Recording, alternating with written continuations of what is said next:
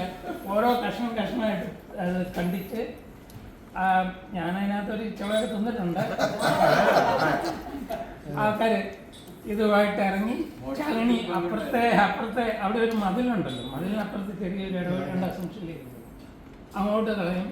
പിന്നെ എല്ലാ അഴികളും തന്നെ ഊരിയിട്ടിരിക്കുകയാണ് ഈ ന്യൂമാൻ ഹോസ്പിറ്റലിൻ്റെ. കാരണം സെക്കൻഡ് ഷോയ്ക്ക് പോകാനായിട്ട് അതിലൂടെയാണ്.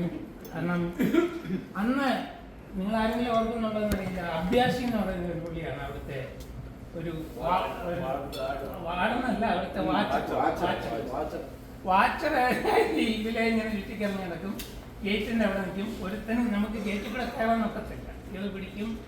അപ്പം അന്ന് നമ്മുടെ ആശുരേച്ചനാണ് അവിടെ പോയി കഴിഞ്ഞാൽ സംഗതി അപ്പനെ വിളിച്ചോളാൻ പറയില്ലേ, അത് കാരണം ഇയാളെ പേടിച്ചിട്ട് ഈ അഴി ഇളക്കിയിട്ട് അതിലൂടെ ഇറങ്ങി ആ മതിലെ ഇറങ്ങിയാണ് സെക്കൻഡ് ഷോയ്ക്ക് പോകുന്നത്. എനിവേ സംഭവിച്ചെങ്ങനെയാണെന്ന് വെച്ച് കഴിഞ്ഞാൽ ഈ ചക്ക ഒരു ടങ്കിനകത്താക്കി വെച്ചിരുന്നു, നമ്മുടെ തുണിയിൽ നിന്ന് ഒരു ടങ്കിനകത്താക്കി വെച്ചു. അച്ഛനെല്ലാം ടങ്കൊന്നും തുറന്നിട്ടില്ല. അച്ഛനായിട്ട് ഇവിടെ എവിടെയെങ്കിലും വെച്ചിരിക്കുന്നതായിരിക്കും. അങ്ങനെയാണ് ആ ചക്ക പലരും കൂടി തിന്നു തീർത്തത്. ഇത് സത്യം ശരിക്കുള്ള ഒരു കഥയാണ്. അതാണ് ചക്കക്കഥ. പിടിച്ചോ? ആരും പിടിച്ചില്ല. അത് വേറെ കാര്യം കൂടി ഉണ്ട്. അതായത് ഇപ്പൊ ജോ ഇവിടെ ഇരിക്കുന്നുണ്ട്, വേറെ പടിഞ്ഞാറുകാരെന്ന് പറഞ്ഞാൽ ചക്കയ്ക്ക് ഭയങ്കര ആർത്തിയുള്ളതാണ്. ഞാനൊക്കെ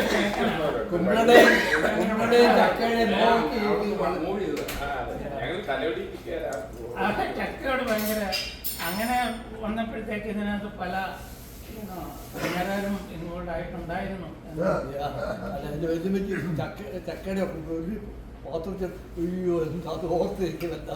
ചക്കയുടെ ഞാൻ ചുമ്മാ വളരെ ചിന്തിക്കുക. വേറെ പിന്നെ ഒരു കാര്യം പറയാനുള്ളത്, നമ്മുടെ ജോർജൻ സാറിൻ്റെ കാര്യം പറഞ്ഞു. ജോർജൻ സാറും അതുപോലെ തന്നെ ഏറ്റവും മനുഷ്യത്വമായിട്ടും മനുഷ്യനെ പറ്റി ഏറ്റവും so concerned about human being.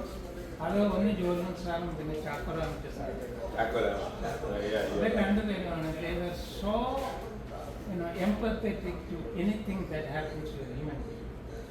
നിങ്ങൾക്ക് എത്ര പേർക്ക് അറിയാമെന്നറിയില്ല, അവിടെ എസ് പി കോളേജിൽ ഒരു ഗ്യാസ് എക്സ്പ്ലോഷൻ്റെ വലിയൊരു സംഭവം ഉണ്ടായി. അതിനകത്ത് ഒരു അറ്റൻഡർ മരിച്ചുപോയി കെമിസ്ട്രിയിലെ. അതായത് ഗ്യാസ് വരാതെ അതിനകത്ത് ഈ തീ കത്തിക്കൊണ്ടിരുന്നപ്പോൾ ദേവസ്യയെ രക്ഷിക്കാൻ വേണ്ടിയിട്ട് ജോസഫ് കുഞ്ഞി സാറ് ചാടിച്ചെന്ന് മൊഹോല പോലീസ് ഇപ്പോഴും ആ പാടും. അങ്ങനത്തെ ഒരു ആളാണ്. പിന്നെ ഞങ്ങളൊക്കെ പഠിക്കുമ്പോൾ പ്രീ ഡിഗ്രി ഫസ്റ്റ് ബാച്ചാണ്. BSc സ്പെഷ്യലും MSc എല്ലാം എവറിത്തിങ് ഈസ് ന്യൂ. അത് ജോർജൻ സെബാസ്റ്റ്യൻ സാർ ഈ കോഴ്സൊക്കെ തുടങ്ങുന്നതിന് അതിന് ഒരു വർഷം മുമ്പ് തന്നെ യൂണിവേഴ്സിറ്റി പോയി എന്തൊക്കെയാണ് പഠിപ്പിക്കാനുള്ളതെന്നും ഏതൊക്കെയാണ് ഇതിൻ്റെ സിലബസിലുള്ളതെന്നും എല്ലാം നോക്കി പഠിച്ച് ഒരു വർഷം പുള്ളി അതിന് വേണ്ടിയിട്ട് പ്രിപ്പയർ ചെയ്തിട്ടാണ് ഞങ്ങളൊക്കെ ഈ MSc പഠിപ്പിക്കുന്നത്. ആദ്യത്തെ ബാച്ചാണ്. സിലബസ് കംപ്ലീറ്റ് മാറി. അതിന് മുമ്പത്തെ സിലബസ് ഒന്നുമല്ലായിരുന്നു. സബ്ജക്റ്റ് മാറി, ടോപ്പിക്സ് എല്ലാം മാറി. അപ്പം അങ്ങനെയുള്ള ഒരാളാണ്. ഇപ്പോഴും ജീവിച്ചിട്ടുണ്ട്. വളരെ റെസ്പെക്ട് ചെയ്യുന്ന ഒരാളാണ്.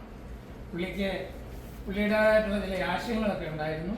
അതായത് റിലീജിയസ് ആയിട്ട് പള്ളിയായിട്ട് വലിയ ബന്ധമൊന്നുമില്ലായിരുന്നു. അതുകൊണ്ട് പുള്ളിക്ക് അതിൻ്റേതായിട്ടുള്ള ചില റിപ്പർക്കഷൻസ് ഒക്കെ വന്നിട്ടുണ്ട്.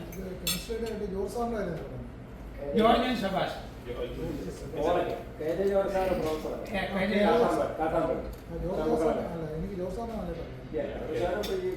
ജോർജ് സാർ ഇപ്പോഴും ഉണ്ട്, വളരെ സിക്കായിട്ട് നടക്കുകയാണ്.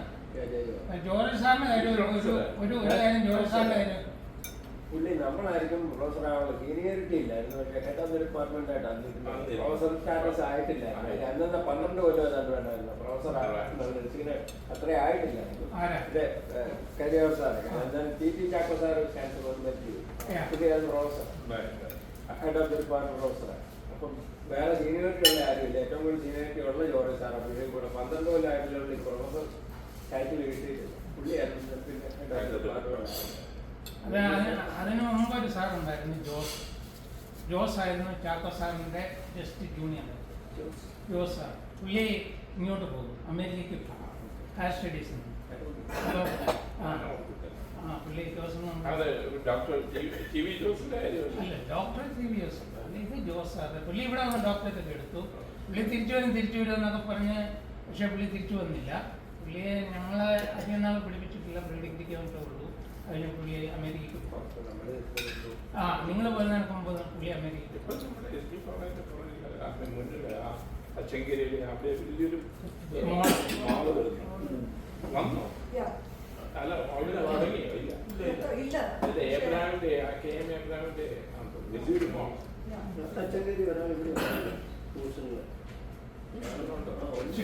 ആക്ച്വലി ഞങ്ങൾ തച്ചങ്കരിയുടെ ആ ബിൽഡിങ്ങിലായിരുന്നു ഞങ്ങൾ ആദ്യം താമസിച്ചു. ചങ്ങനാശ്ശേരി തലോടിയുന്നത് വരുമ്പോഴും ആദ്യം താമസിക്കുന്ന അവിടെയാണ്, തച്ചങ്കരിയുടെ വാടകയ്ക്ക്.